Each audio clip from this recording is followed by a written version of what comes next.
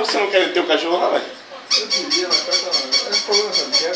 Na hora de viajar, vai ficar ruim. Esse é o problema só viajar. Eu fico preocupado na hora de viajar. Mas tu não tá gravando não, Pétala. Ou o rabinho com o pico. Escorregando a mesa, escorregando, por isso que ele tá conseguindo chegar. A mesa escorregando.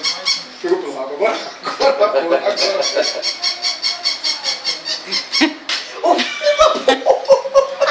É isso aí mesmo, cara.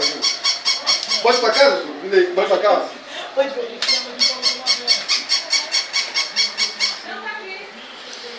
Você tirou roupa pouco. Vamos daqui a pouco. Depois vai tomar banho. Pietro tá aqui aprontando aqui. Entendeu? Aí, pronto. Tomar banho, sim. Tá bom, então, beijo. Tá tudo bem, ele vai fazer curativo, tá bem.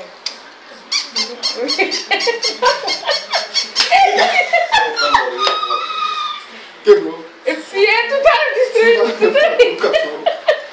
Tá destruindo tudo, quebrou sua linda. Oh, quebrou. O quê? Quebrou? Que figura. Já sou o cachorro. Quebrou não, velho. Quebrou. Que menino retado é esse, Tânia? Eu falei. É Não brincadeira? tem noção. É, pois é. Então ele comprou. O menino tá com o boneco tá com olho. É o quê? Minha mãe. Leve o ventilador? Ah, tá Ah, certo. levar um ventilador. Aonde, Piriguete?